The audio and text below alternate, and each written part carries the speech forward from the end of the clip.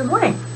It is Friday morning when I'm recording this. I am doing my best to keep the course current and the information I'm pushing out to you current.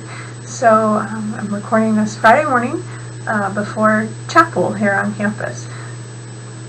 First, the thing I wanted to point out about an assignment issue I'm seeing happen in Buzz. I have changed the setting on the participation reports so that you can click save and exit without submitting the report. I'm seeing several of you go in, start, and probably have to leave, and so everything is submitted as if you haven't filled it out, which would be an F.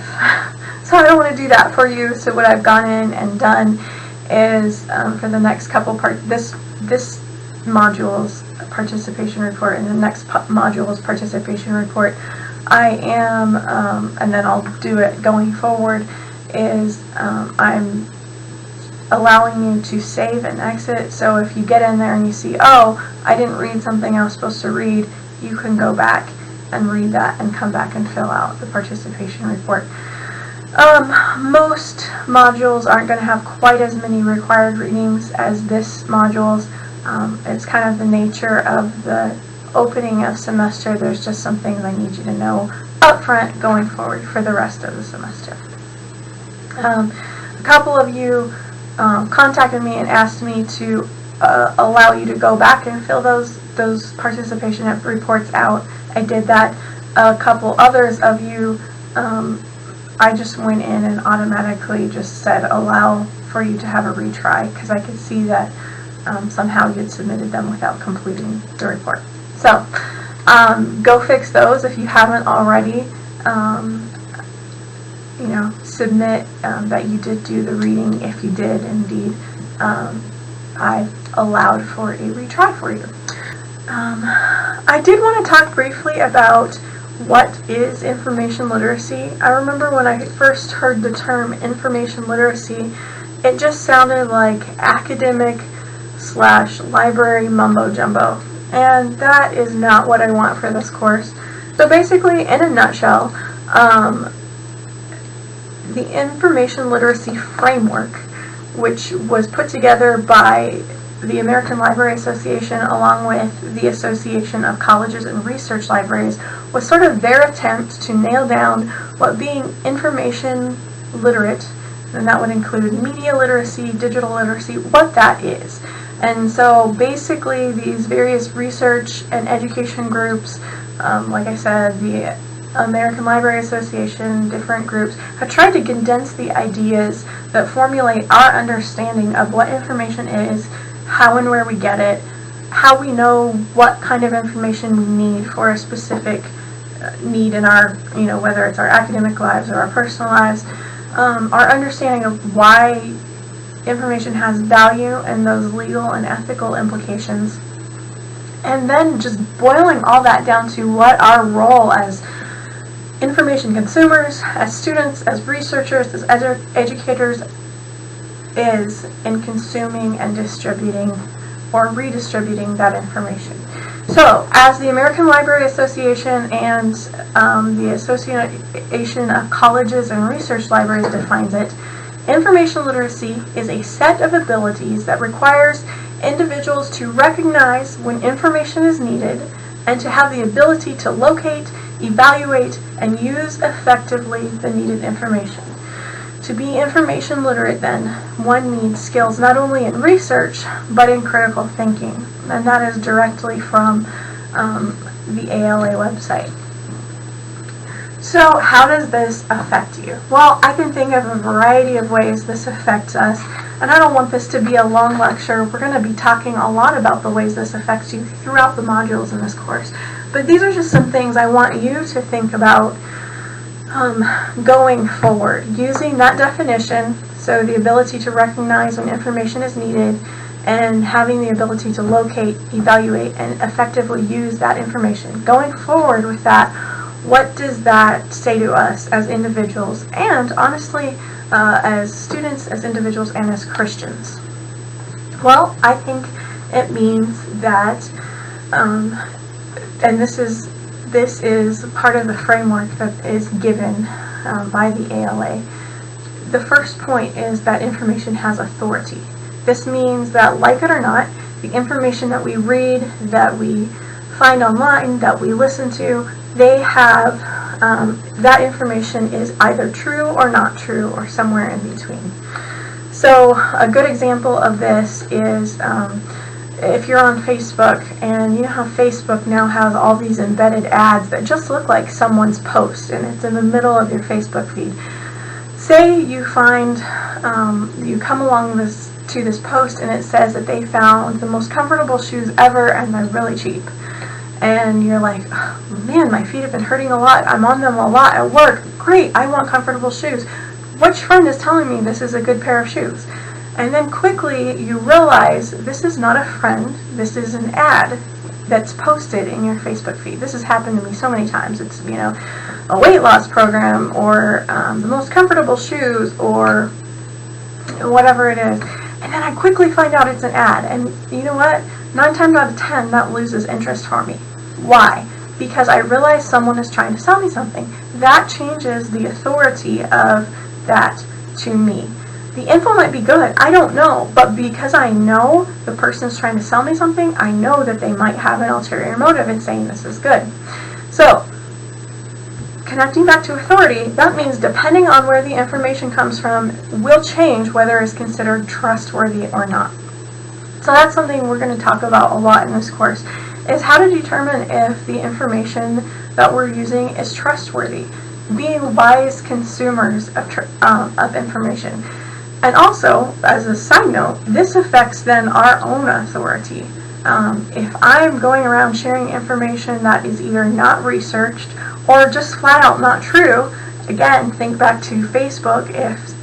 If you have someone on Facebook, your friend list, that is always sharing old, outdated news articles and acting like, oh my goodness, this is so terrible, and then you look at it and you find out that the date is like 3 years ago, what does that do for their authority? Do you trust everything they share? So, that is something we're going to be talking about. How do you know if the information that you are finding is accurate or unbiased or so on? Another point, and this is also one of the frameworks from the ALA, we're all part of a bigger conversation. We are all part of information making. And because of this, it was a kind of a strange realization for me when I realized the things that I do, the work I do in my classes, the things I share or don't share on Facebook, the pictures I post on Instagram, this is all part of a greater world of information that we're pushing out for people to find and to see. And so when I consider that I am part of the scholarly conversation, I'm contributing to the world of research. I'm contributing to real news or fake news by whether I share the real news or fake news. It gives me a greater incentive to make sure that the information I'm sharing or creating is accurate and well done. Another point is, and this is again from the ALA framework, information has value.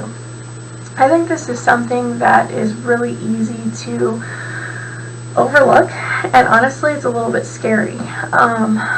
Information is valuable, and that means that the song that you're listening to on Spotify or YouTube, that quote that you posted on Instagram, the picture that you posted on your blog post, those are all coming from somewhere else. And those things, those quotes, those pictures, that research, those are, what is the word? They're like valuable. They could be trading. They could be a commodity, actually. People make money off the music they do. People make money off the photography that they take. Those researchers that are working to find a cure for or treatment for Alzheimer's, this is their work. This is their livelihood. The data, the stuff that we share has monetary, educational, physical value. And this is why there are so many legal and ethical ramifications to what the word we call it in academics is plagiarism. We can't take credit for the stuff we didn't create.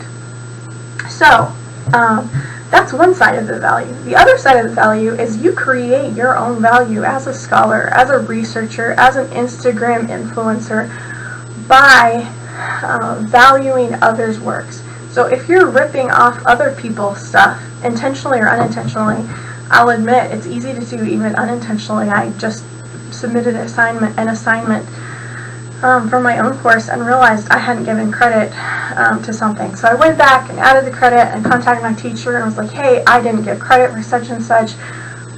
Wanted you to know I fixed it. This affects my credibility as a researcher, as a scholar, as a teacher, when I do or do not give credit to the place where that original piece of information came from. And I think most of all and most importantly, we're in a Christian college. So I think it's important for me to point this out. This affects my integrity as a believer.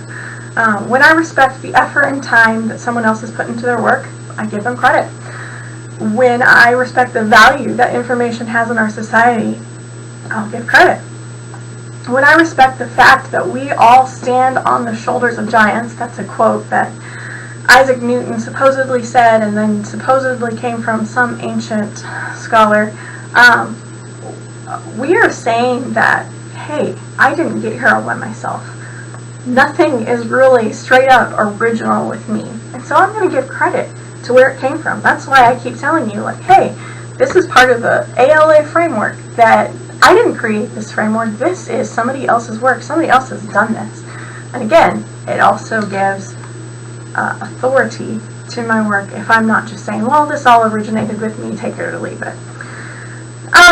There are some other considerations that we're going to talk about, and we will talk about through the modules, but those are the really big ones I just wanted to put out there so that you can be thinking about them as we go through the modules in this course. Do know that, like I said, I do my best to give credit where credit is due. And so that's why I make it a big deal in your discussion postings. That's why I'm like, hey, if this didn't originate with you, if you got this idea from somewhere else, give credit.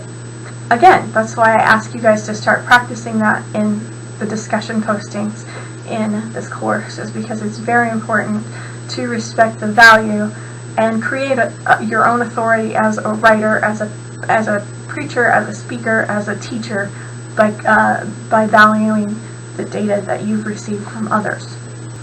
I hope you have a great day. I hope you have a great weekend. I am very much looking forward to the 3-day weekend, and I hope you have a fun time as well.